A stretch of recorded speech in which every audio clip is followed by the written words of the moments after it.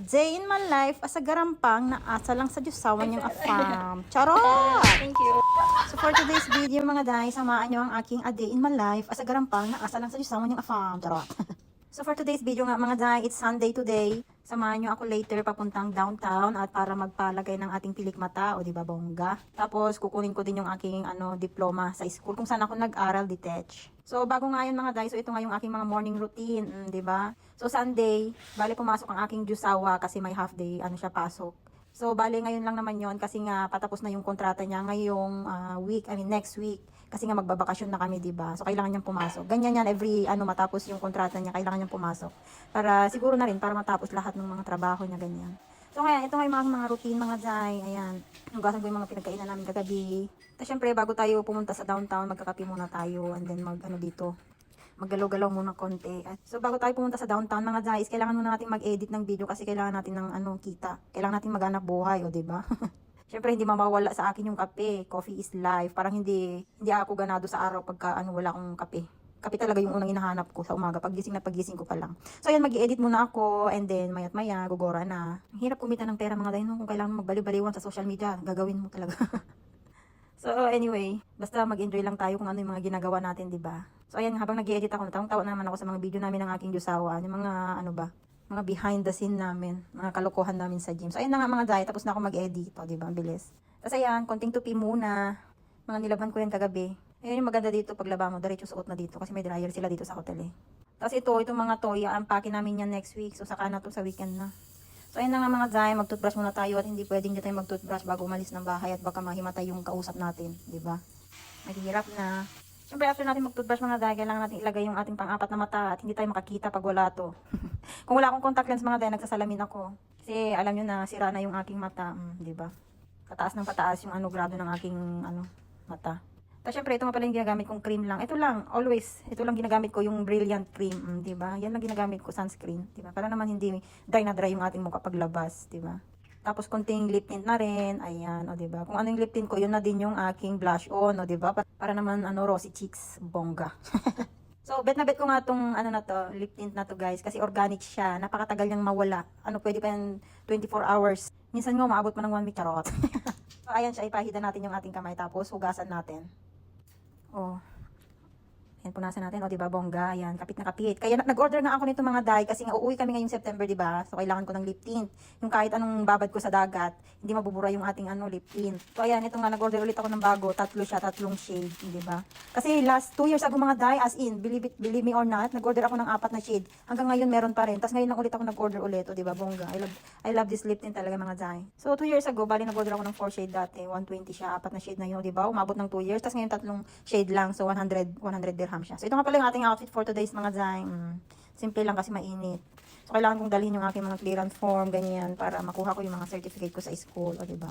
So, syempre, dahil hindi tayo naligo, magpabango tayo mga day. Maligo tayo ng pabango. Kaloka. So, anyway, ayan na mga day. Ready na me. O, diba?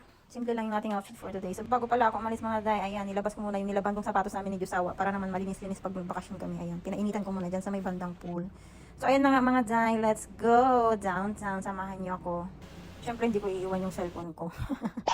So, ayan na nga mga day, to make the vlog short. Ayan, samahan niyo ako mag-drive.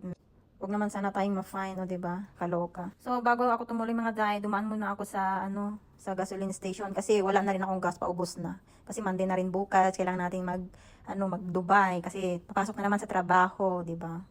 So, ayan, nag-full tank na ako para dire-diretso na yan pa Dubai bukas. So, ayan na nga guys, sinort ko na yung aking video. Ayan, nakarating na nga ako dito.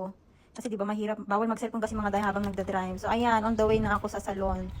Ayan. Ang hirap maghanap ng parking sa mismong harap ng salon mga day. So ayan, bumalik ako dito sa parking kung saan ka nagpa-parking ng aking Diyosawa. So no choice, libre nga yung parking dito sa UAE every Sunday. Kaso nga lang, pahirapan naman, Diyos ko. So ayan, naglakad na lang ako ng mga 5 minutes. O diba? Kasi naman maglibot-libot ako doon, maubos pa yung gas ko. What to do? So ayun na nga, to make the vlog short mga day, nandito na ako sa may salon. Inaantay kong pagbuksan nila ako. Ang tagal nga nila kaloka. So, bale, gustong-gusto ko tong salon na itong mga day kasi I've been their client for like 3 years na mga day. Bali, Vietnamese pala sila. So, ang gaan ng kamay kasi nila gumawa. Okay. Diba? So, ayun na, nandito na tayo. So, ito nga pala yung kanilang salon. Diba? Pink na pink.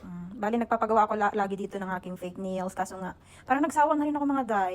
Meron naman ako mga nail kit sa bahay kasi wala akong time. Tsaka mahaba yung aking kuko. Tsaka wala na din talaga akong time minsan. Ito na lang, pilik mata. So, ayun na nga, start na ni ate yung ating pilik mata.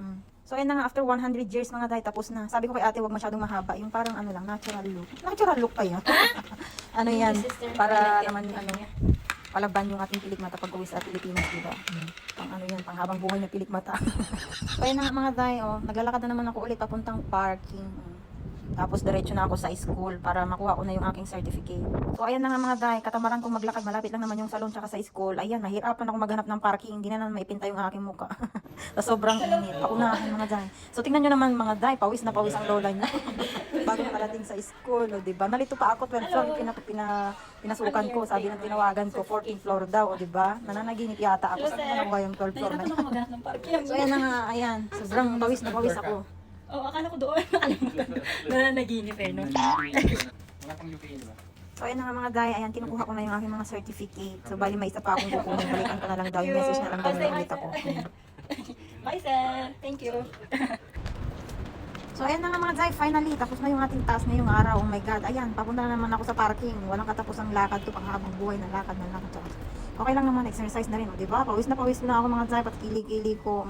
So ayan na mga day, to make the vlog short, ayan, nakarating na ako sa bahay, oh, diba? Ang bilis, magic, charot. So ayan, bago ako pumasok sa bahay, ayan, kinuha ko muna yung pinatuyo kong sapatos namin ni Yusawa, diba? Kasi mabilis magpatuyo dito sa UAE mga day, isang minuto lang tuyo na agad. So ayan na nga mga day, lantang gulay ang inyong lola. Naubos yung aking lakas kakahanap ng parking, di ba? So, tapos ang next na gagawin ko nga mga day is ayusin ko ang aking kuko dahil may mga gamit naman ako dito. Actually, meron nga din ako dito mga pangpilik mata, ganyan. Kompleto ako mga day, wala lang talaga akong oras. Napaka-hectic ng oras ko talaga. So, bali, hindi na ako nagpagawa ng kuko ko kasi sabi ko ako na lang gagawa, di ba? Kasi para naman makasave kahit pa paano. Makasave, papilik mata ka. O, ayan, kompleto ako mga day, o, di ba? Sipag na lang talaga ang kailangan, ang kulang. So, dahil sinisipag pa ako, may natitira pa akong energy, ako nang mag-aayos, ako nang gagawa sa aking nails, so, diba? So, ayan, bali, dumating na rin pala yung aking jusawa. Kakain muna ako. Yun lang muna for today, bye!